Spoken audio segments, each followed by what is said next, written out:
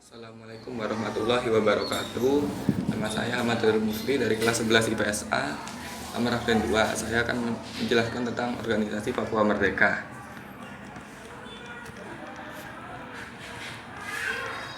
Organisasi Papua Merdeka merupakan sebuah organisasi bersifat separatis yang didirikan pada tahun 1965, namun sudah beroperasi sejak bulan Desember 1963. OPM memiliki tujuan mengakhiri pemerintahan Papua dan Papua Barat dan memisahkan diri dari Indonesia. Organisasi Papua Merdeka sangat dilarang di Indonesia sebab dapat menimbulkan pengkhianatan yang dilakukan oleh Provinsi Papua itu sendiri. Ada beragam cara yang dilakukan oleh OPM untuk membebaskan diri dari Indonesia, dimulai dari diplomatik, upacara bendera, mengibarkan bendera bintang kejora, hingga melakukan aksi militan yang berujung konflik di Papua. Lahirnya OPM ditandai dengan penyerangan barak pasukan Batalion 751 oleh Brawijaya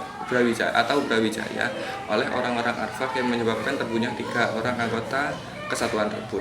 Bahkan sempat terjadi peristiwa di mana orang Arfak mengeluh kepada penguasa setempat karena pengangguran yang tinggi serta kekurangan pangan di kalangan suku itu. Gerakan-gerakan yang dilakukan oleh organisasi OPM, organisasi Papua Merdeka, yang pertama adalah Nicholas pada tanggal 1 Juli 1971, Nicholas Jowe dan 2 komandan OPM lain, Seth Javed Remkorem dan Jacob Hendrik Prai, mengibarkan bendera bintang fajar sekaligus memproklamasikan berdirinya Republik Papua Barat. Untung Republik ini hanya bertahan sebentar dan segera ditumpas oleh militer Indonesia di bawah pimpinan Soeharto pada saat itu. Pada tanggal 1 Juli itu juga didirikannya Dewan Revolusioner OPM dengan tujuan mengumpulkan dukungan dari kancah internasional mengenai kemerdekaan Papua ini. Mereka mencari dukungan antara lain melalui PBB, GNP, Forum Pasifik Selatan, dan ASEAN. Pada tahun 1978, mereka mengirim surat ancaman kepada perusahaan terbesar di Papua, yakni Freeport Indonesia, untuk melakukan kerjasama pemberontakan. Tentu saja pihak Freeport menolak surat tersebut, sehingga OPM mulai melancarkan aksinya terhadap Freeport dengan memotong jalur pipa selurit dan bahan bakar, pembakaran gudang hingga meledakkan beberapa fasilitas perusahaan. Akibatnya kejadian itu Freeport mengalami kerugian hingga 123.871 dolar.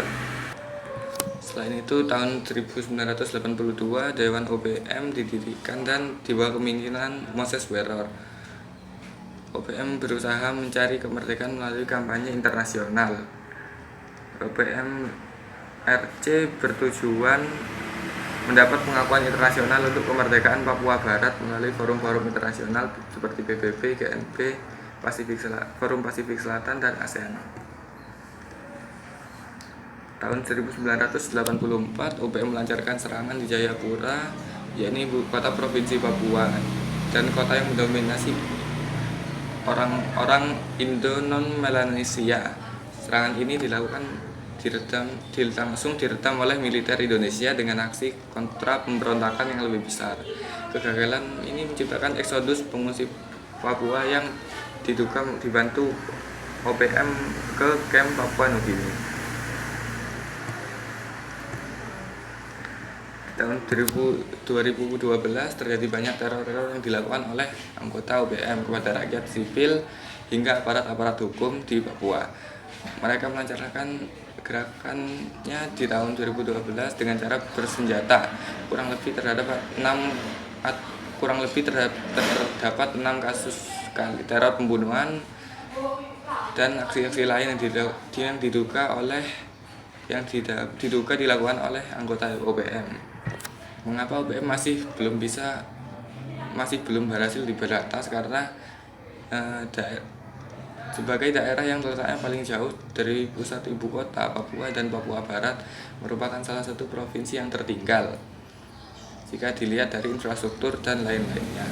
Pembangunan tidak berjalan efektif di Papua, kesejahteraan masyarakat rendah, ditandai dengan kekurangan sarana dan prasarana serta fasilitas umum yang tidak memadai. Selain itu, lembaga pendidikan dan pengajarnya pun sedikit sehingga sulit untuk mengaplikasikan sistem pendidikan dan standar kurikulum yang ada atau yang lebih modern. Harga barang juga jauh lebih tinggi dibandingkan dengan pulau-pulau lainnya yang lumayan dekat dengan pusat ibu kota, menyebabkan rakyat kesusahan untuk memenuhi kebutuhan pokoknya dengan baik.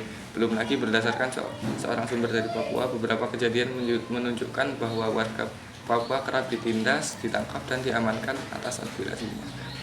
Sekian dari saya, kurang lebihnya mohon maaf. Wassalamualaikum warahmatullahi wabarakatuh.